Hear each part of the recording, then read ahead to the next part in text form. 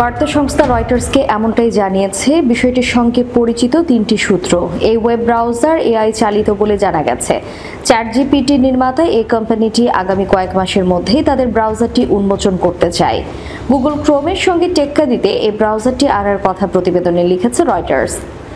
পারপ্লেক্সিটির comment এবং browser company deer মতো open AI এর এই ব্রাউজারও কৃত্রিম বুদ্ধিমত্তার সহায়তায় ওয়েব ব্রাউজিংকে নতুনভাবে বিবেচনা করতে সাহায্য করবে বলে প্রতিবেদনে লিখেছে টেকক্রাঞ্চ।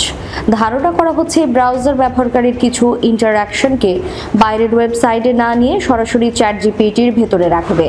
রয়টার্স প্রতিবেদনে লিখেছে ওপেন এআই এর এই ব্রাউজারে অপারেটর নামে একটি ওয়েব ব্রাউজিং এআই এজেন্ট যুক্ত থাকতে পারে যা গুরুত্বপূর্ণ ফিচার হিসেবে কাজ করবে। ইনফরমেশনের একটি নিজস্ব ব্রাউজার তৈরির পরিকল্পনা করছিল। পারপ্লেক্সিটির মতোই ওপেন এআইও ব্যবহারকারীদের ডেটায় সরাসরি প্রবেশাধিকার চায় এবং ব্যবহারকারীদের জন্য এমন অভিজ্ঞতা তৈরি করতে চায় যেখানে গুগলের নিয়ন্ত্রণের মধ্যে পড়তে না হয়।